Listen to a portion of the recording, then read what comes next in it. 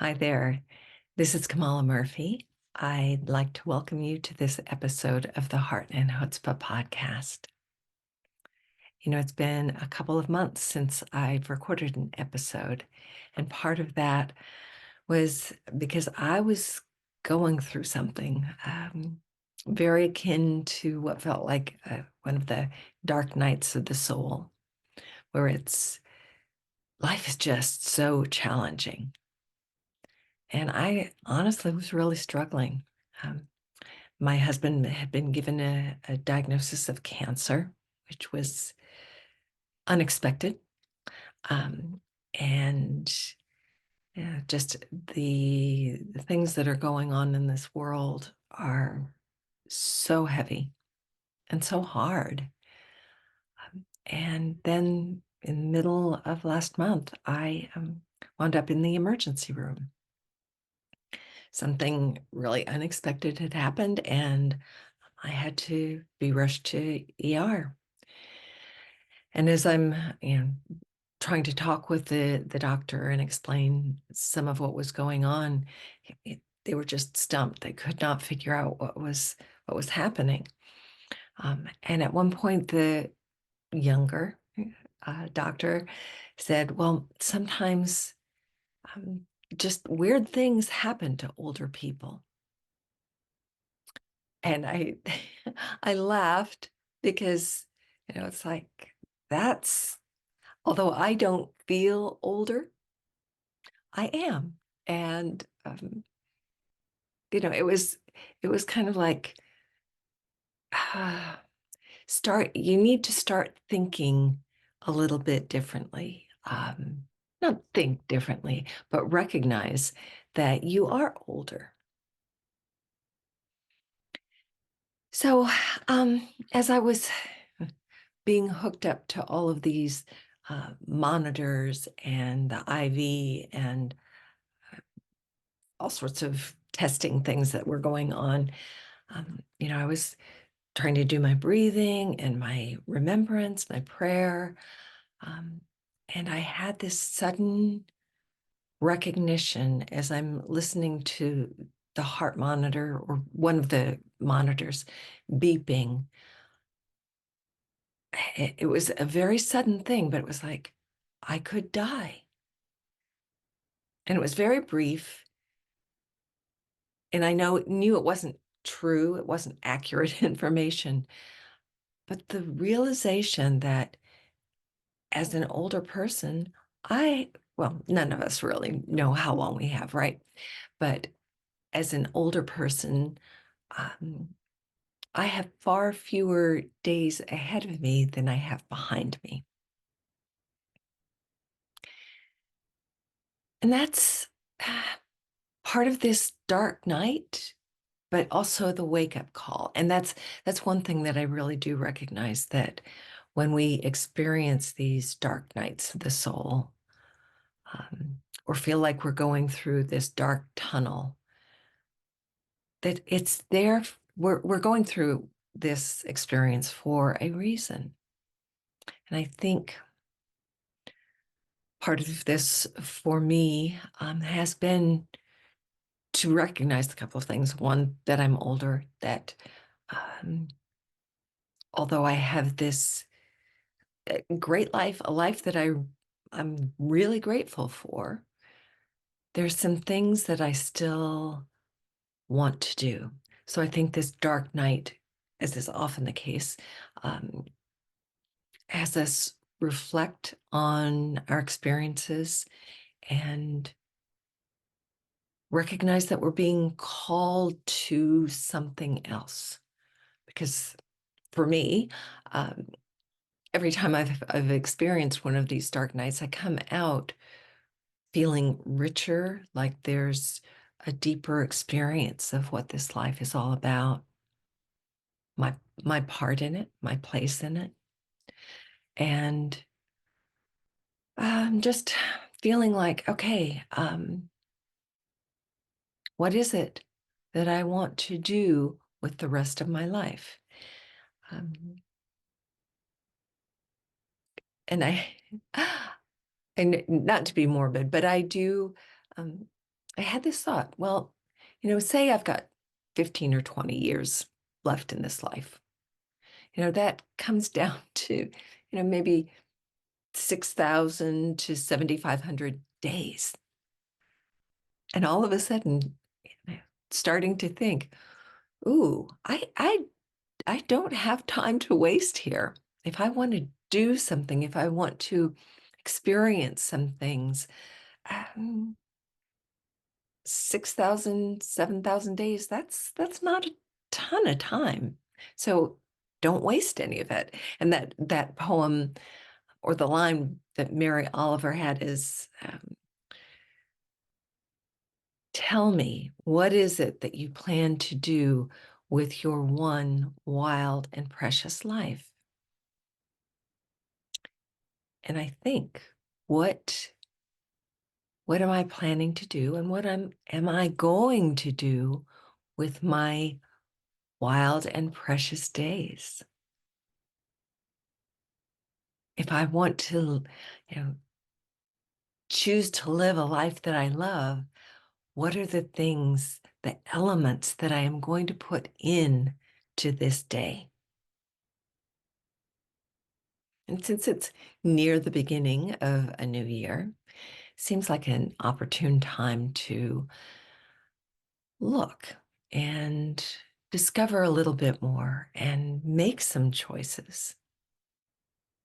And again, as it's near the new year, a lot of people make resolutions, and studies show that oftentimes the resolutions that we make last for a couple of weeks. And by week 3, it's like they've fallen flat, or we've just stopped.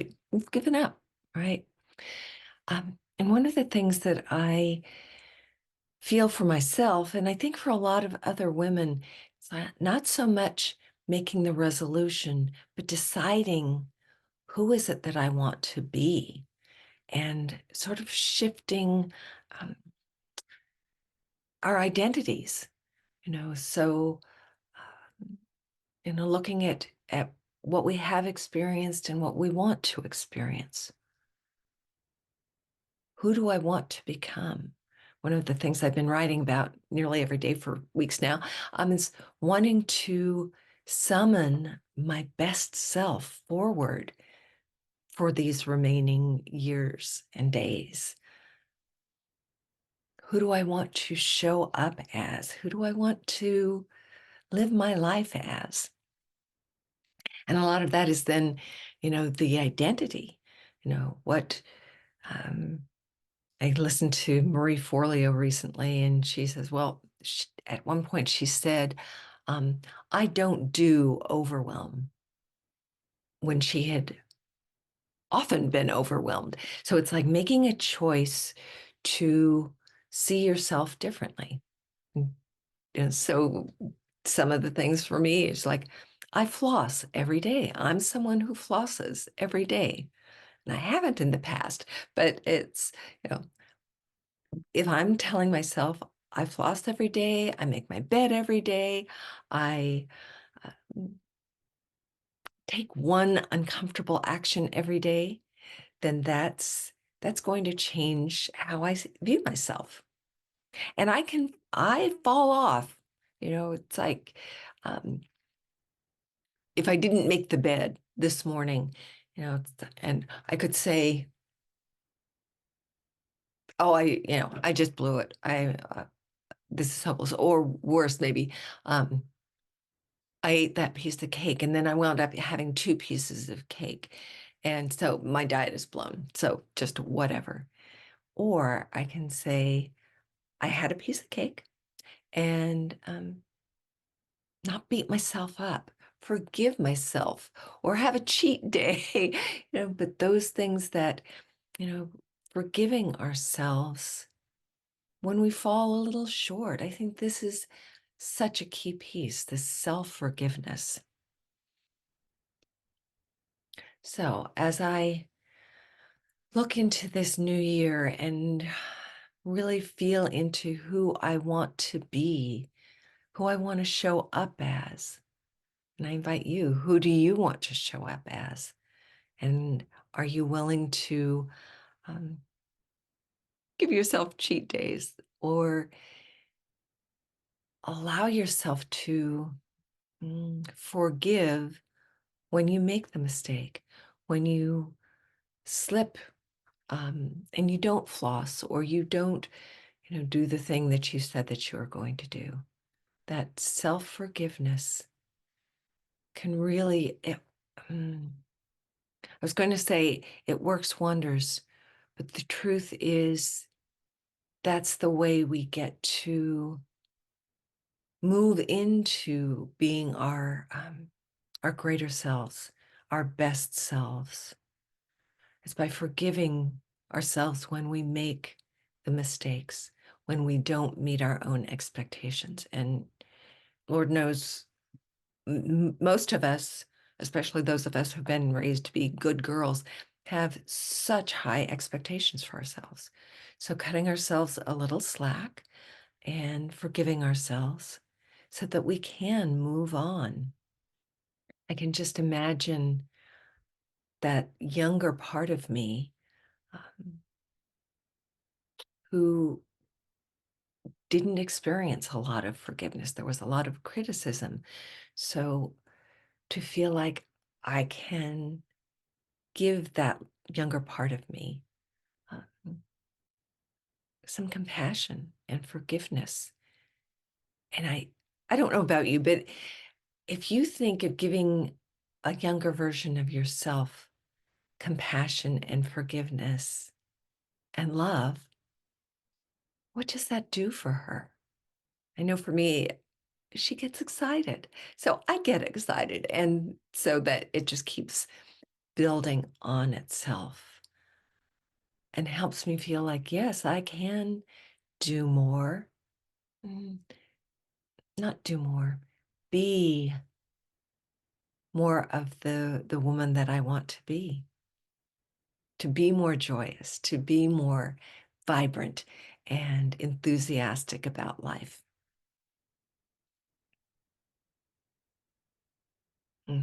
So that feels like just a wonderful way to heal, let go of the past, let go of the mistakes, let go of the disappointments from the last year so that you can move on and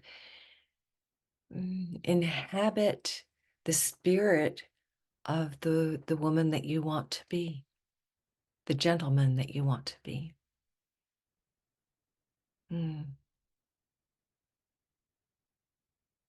Forgiveness, compassion, and love for yourself.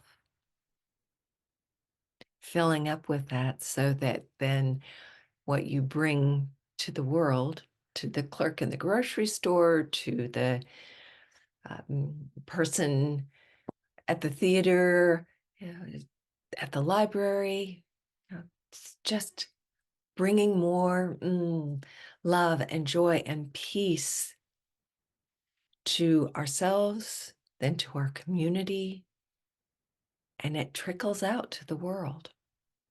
Yeah. So, starting by forgiving ourselves, treating ourselves with compassion. And if you are one of the many, many, many people I believe have been going through this sort of dark period, knowing that it's likely normal and necessary, what if this is for the evolution, your evolution, the evolution of the planet, the people on the planet, the universe?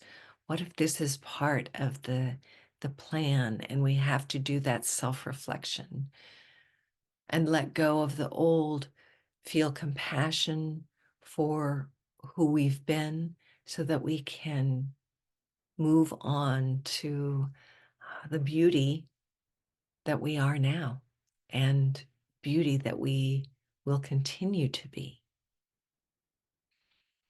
So I'm inviting you to take a breath with me, allowing some of this to really sink in.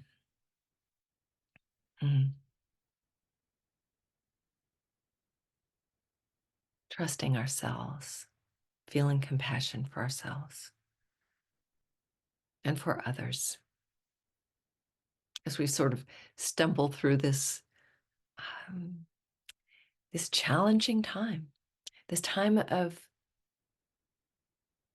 transitions where there are new choices to be made, and we are going to all be going through transitions. But if we can tap into who we are, what we love, who we want to be, and be models of that for others, mm, things will change. Things will develop in a very positive way. Not that there won't be hard times, many, many, many more dark souls or dark nights of the soul. Um, mm, but we'll be doing part of the work that we're here to do. Yeah. So I think that really is it for today. Thank you. Thank you. I hope that you can take some time to sit with yourself, do some breath work, some self-care. Self-care is super important right now, as much as you can, the rest that you need, the healthful eating, the mindfulness, taking a few breaths and just allowing yourself to let go of some of what can be let go of and receive more of the good that is coming in. I understand that there's a lot of really high vibration light coming to the planet. So allowing that to come in and it feels like almost energizing all of our cells with beauty and light and compassion. Cool, cool. Anyway, I think that is it for today. Thank you so much. Blessings to all of you. And until next time, bye for now.